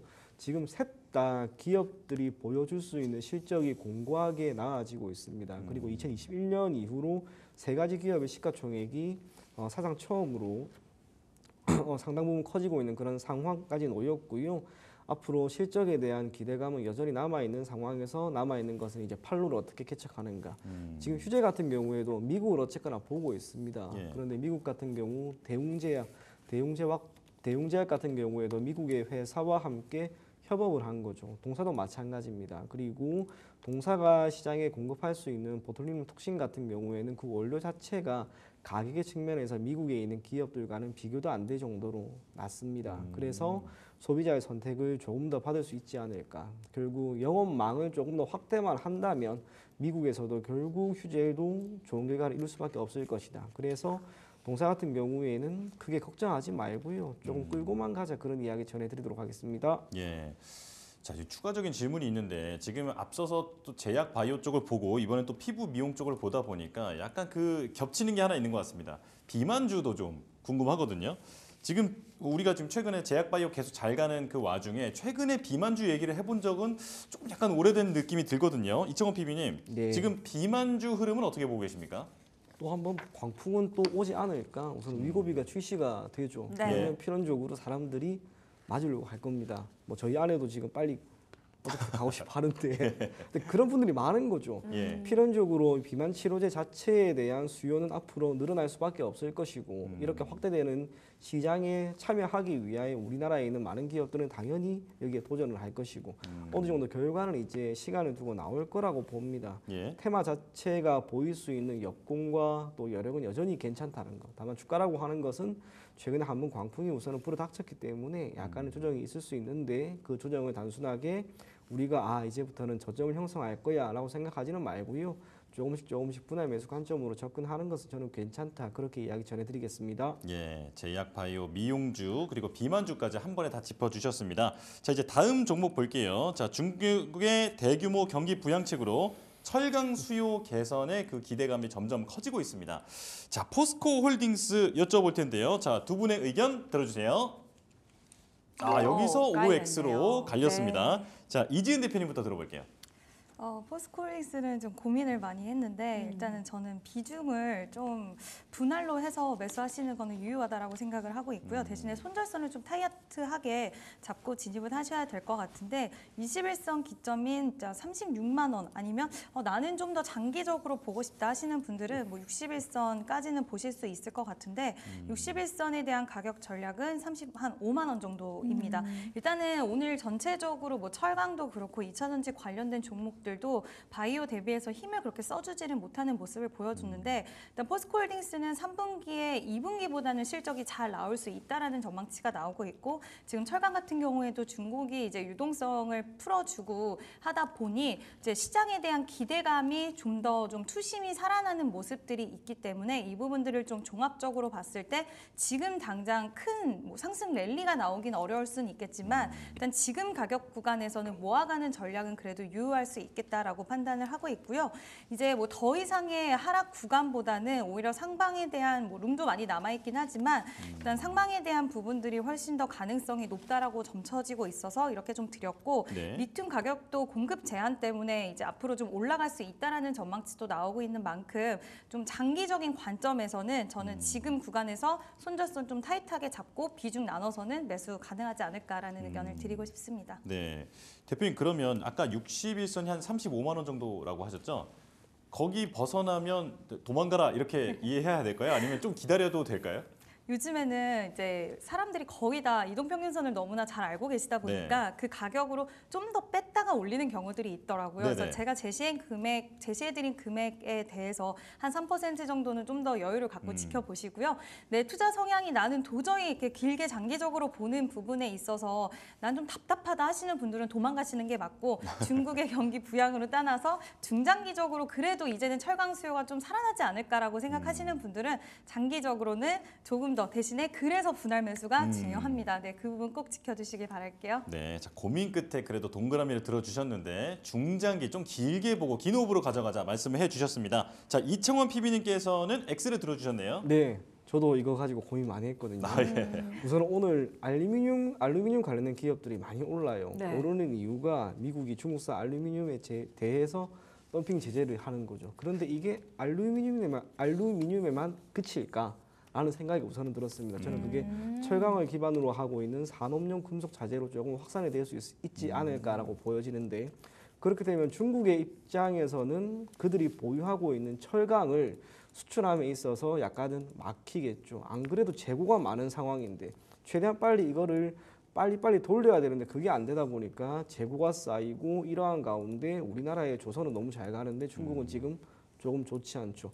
전방 산업까지 좋지 않다 보니까 재고 소진이 조금은 더뎌질 거라고 저는 생각을 합니다. 그렇다면 반등을 내심 기대를 했습니다. 중국의 경기 부양이라고 하는 것이 실물 경제까지 어느 정도 회복이 될 것이다라고 봤는데 그게 하나의 꺾이는 거죠. 그렇게 되는 가운데 뭐 강판이라고 후판이 되든 뭐 열년이 되든 내년이 되든 가격의 반등은 의외로 강하지 않을 것이다라고 생각을 하고 있습니다. 그래서 오늘 현대제철도 약간 밀리고 있는 그런 양상으로 보여지고요. 그러한 상황에서 포스코홀딩스라고 하는 기업의 주가 흐름을 보게 되면은 당연히 우리는 철강이라고 생각을 하고 있는데 네. 주가 흐름 보면은 사실상 2차 전지 소재 기업이라고 많이 보여지는 거죠.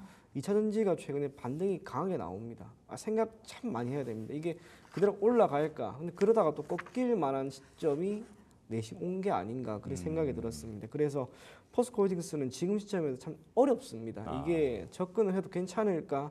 안 하는 게 좋을까? 여기에 대한 고민이 너무 많아져가지고 저는 우선은 포스코홀딩스는 우선은 잠깐 보류하자, 관망만 하자, 그런 관점에서 종가 매수를 하지 않는다 혹은 하지 않는 게 좋지 않을까, 그런 생각에서 X 의견 드렸습니다. 예.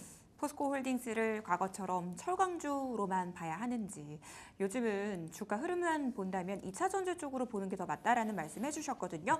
여러 가지 고민들을 함께 나눠주셨는데 일단 이청원 PB님께서는 잠시 좀 보류하는 것이 좋겠다라고 정리를 해주셨습니다. PB님, 근데 저도 질문을 드릴 게 있어요.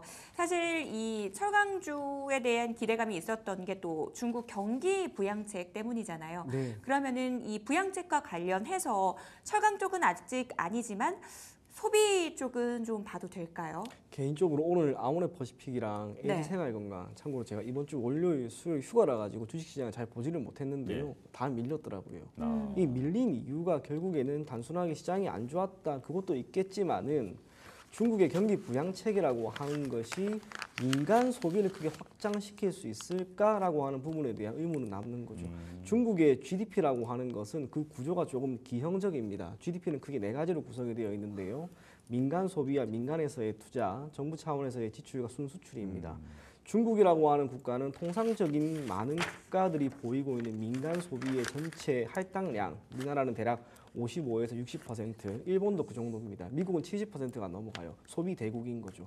중국은 그 절반밖에 안 됩니다. 40%도 안 돼요. 결국에는 소비를 쉽게 진작시킬 수 있을 만한 여건이 지금 여전히 안 됩니다. 핵심이 되는 것은 소득 격차가 너무 많이 나기 때문에 아마 이게 당분간은 회복은 되지 않을 것이다라고 생각을 하고요. 아무리 이구환신 정책을 펼치고 중국이 계속해서 완화적인 통화 정책을 펼친다 하더라도 실질적인 구매력을 갖추고 있는 중산층 혹은 그 이상 그분들이 차를 한 집에서 뭐 2대, 3대, 휴대폰을 2개, 3개 그렇게 가지고 가지는 않겠죠. 네. 골고루 퍼져야 되는데 그게 안 됩니다. 인구가 단순하게 많다라고 하는 것만으로 우리가 소비가 앞으로 나아질 것이다라고 생각하는 것은 조금 어려움이 있지 않을까 그리 보여진다는 점에서 네. 소비주들은 우선 한풀 꺾인 것은 분명히 맞다라는 것. 그래서 이것 또한 접근하는데 조금 신중하자 그렇게 이야기 전해드리겠습니다. 예. 지준율 인하를 비롯해서 중국 정부가 이 유동성 공급에 나서고 있는데요. 과연 이것이 소비 진작으로 이어질 수 있을 것인가 여기에는 조금 아직까지 물음표가 찍힌다라고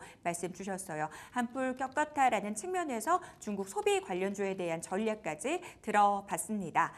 자, 미국의 중국 때리기가 계속되고 있습니다. 앞서서 잠깐 이청원 PB님께서 또 말씀 주시기는 했는데요.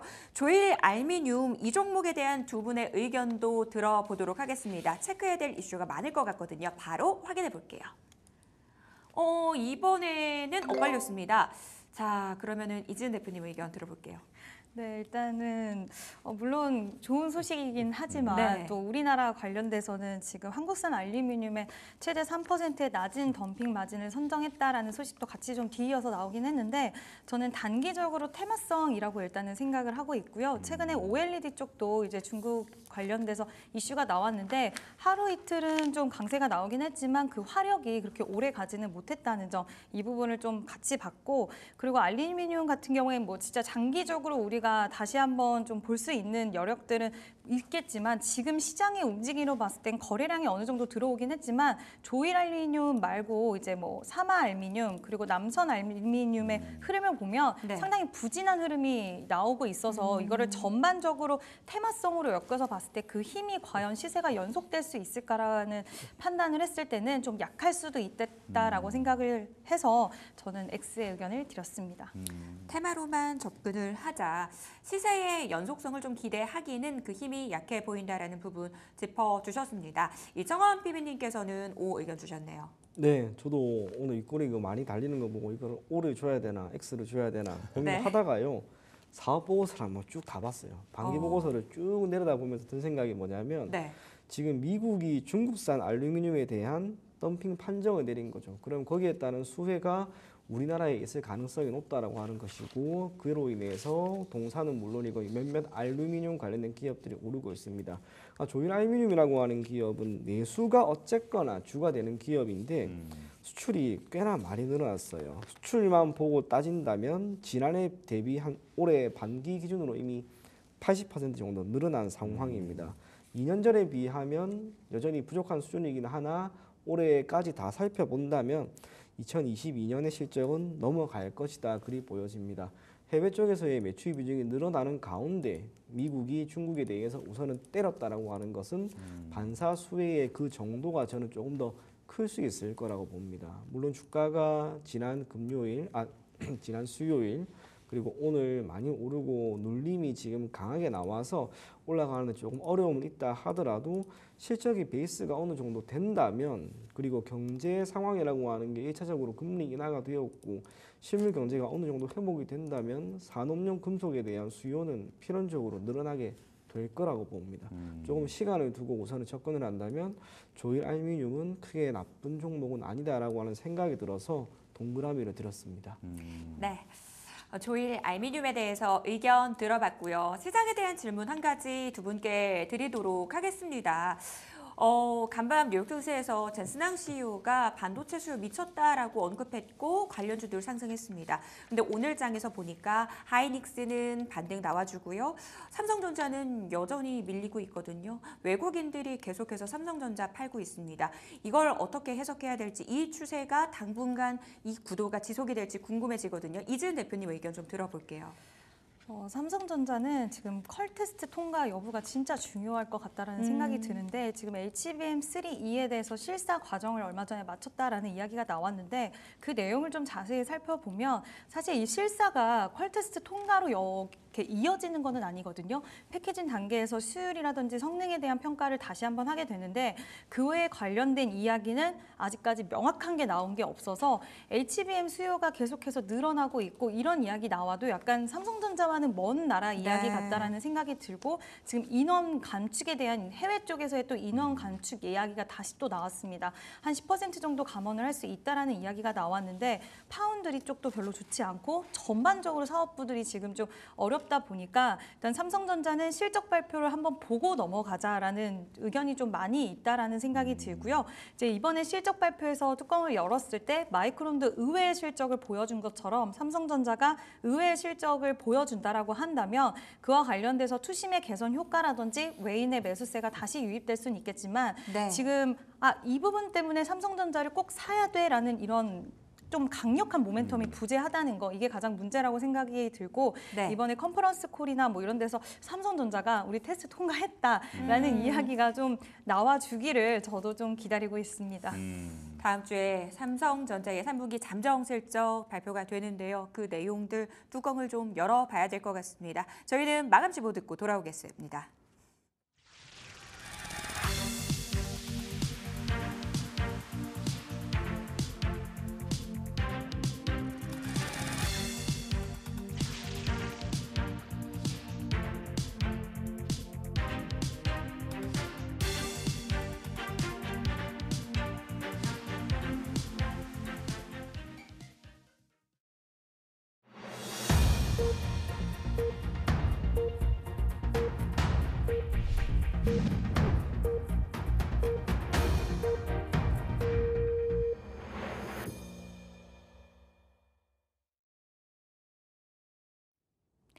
네, 금요일장 마감됐습니다. 한 주의 마무리.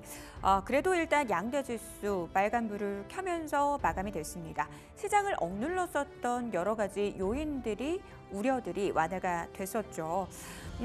미국 항만 파업이 종료가 됐다라는 부분들, 그리고 중동 쪽에서 추가적인 뉴스가 들려오지 않았다라는 점에서 투자자들 안도감을 표했습니다. 금투세 이슈도 우리가 꼭 체크가 필요할 것 같습니다. 일단 민주당 쪽에서 당론을 정하지 못하고 이 지도부에 위임하기로 했다. 현재로서는 유예가 유력하다라는 그런 측면에서 우리가 정리를 해볼 수가 있을 것 같은데요. 관련된 뉴스들 저희가 나오는 대로 전해드리도록 하겠습니다. 먼저 거래소 쪽 분위기 저와 함께 체크해 보시죠. 자, 보합에서 출발한 시장, 오늘 외국인들이 현물 시장에서 매수를 보였지만 그 규모 상당히 제한적이었습니다. 그래도 다행인 것은 매수하는 업종의 개수가 더 많았고요. 전기전자 업종에 대해서는 매도에 나섰지만 이마저도 삼성전자 한 종목을 향한 매도세가 굉장히 강했다라는 점 체크를 해보셔야 될 것 같습니다. 최근 이어졌던 외국인들의 매도 조금은 진정됐다라는 측면에서 좀 긍정적으로 해석해 볼 수가 있을 것 같은데요. 전차, 굵직한 대형주 단에서 그래도 반등이 나와줬습니다. 1,300원 초반대로 환율로 이 하방 압력을 받았었던 수출주들인데요. 환율 속등과 함께 강세를 이어갔다라는 점 오늘 시장에서 좀 특징적인 부분으로 꼽아볼 수 있을 것 같습니다. 오늘 코스피 지수 0.3% 제한적인 반등 보였고요. 2,569포인트를 기록했습니다. 바로 이어서 코스닥 시장으로 넘어가 보시죠. 오늘 코스닥 상승의 중심에는 역시 바이오가 있습니다. 바이오가 잘 가주면서 지수도 좀 탄력적인 흐름을 보여줬는데요. 금투세 유예 혹은 폐지의 무게가 실리는 상황에서 코스피 대비 상대적으로 강세를 이어가고 있는 코스닥 시장입니다. 외국인과 기관의 양매수 속에서 전 업종의 강세 이어졌는데요. 자, 오늘 코스닥 지수 0.9% 상승이고요. 768포인트를 기록했습니다. 시가총액 상위 종목들의 움직임 짚어보도록 하겠습니다. 먼저 거래소 쪽부터 확인해 보시죠. 젠스낭 CEO의 반도체 수요가 미쳤다라는 발언, SK 하이닉스를 비롯해서 관련주들의 상승을 이끌었습니다. 오늘 2.96% 상승하면서 마감이 됐는데요. 다음 주에 3분기 잠정 실적 공개되는 삼성전자, PBR 1.08배라는 이 역사적인 수준을 기록하고 있는데 2008년 금융위기 때도 보지 못했다라는 이 숫자라는 점에서 장 초반에는 저가 매수세가 유입되기도 했거든요. 결국은 하락 쪽으로 방향 잡으면서 마감이 됐습니다. 1% 넘게 밀리면서 6만 원 선 간신히 지켜냈습니다. 이 가운데 오늘 반도체와 바이오가 좋으니까요. 2차 전지 쪽은 살짝 쉬어가는 모습. LG엔솔은 1%대 하락률 기록했고요. 삼성 바이오로직스의 강력한 상승세 상당히 눈에 띄는 부분이었습니다. 대신증권 그리고 KB증권에서 목표가 상향 리포트 나왔고요. 우호적인 뉴스들 우시바이오 관련해서 앞서서 전해드린 바 있습니다. 2%대 강세 흐름 속에서 현대차도 1%대 상승률을 기록했습니다. 오늘 셀트리온도 빨간불 켜면서 마감이 됐고요. KB금융도 상승으로 마감이 됐습니다. 오히려 밸류업 탄력이 이 전화 위복으로 작용하고 있는데요. 오늘장 1.6%대 상승률 기록했고요. 포스코홀딩스는 1.7%대 하락률을 기록했습니다. 중국의 강력한 경기 부양책이 또다시 발표가 됐는데 아직까지 이 수혜는 받지 못하는 모습 포착이 되고 있고요. 신한제주가 1.7%대 약세, 이 가운데 네이버는 1.49% 오름세를 기록했습니다. 셀 3사는 전반적으로 쉬어가는 모습이죠. 1에서 2%대 하락률을 기록하면서 마감이 됐습니다. 코스닥 시가총액 상위 종목들의 흐름들 짚어보시죠.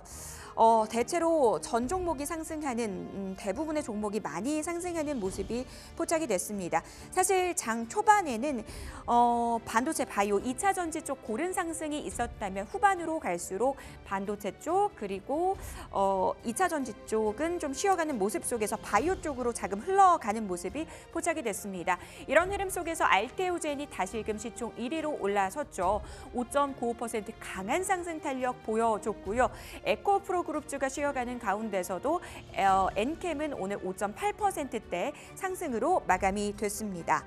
미용 의료기기단의 강세 계속해서 이어지고 있습니다. 우호적인 환율 환경 속에서 클래시스가 1% 넘게 상승을 했고요. 소송 이슈가 있는 휴젤 승소 가능성이 점쳐지면서 6% 강세로 마감이 됐습니다. 소부장주 안에서는 이 리노공업이 2.8%대 상승률을 기록했고요.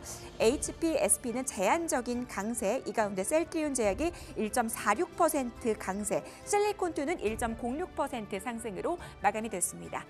시가총액 상위 종목들 짚어봤습니다. 이제 다음 주 전략 세워봐야 될 것 같은데요. 다음 주에도 굵직굵직한 이벤트 굉장히 많던데요. 이지은 대표님 어떤 점에 우리가 주목을 해봐야 될까요?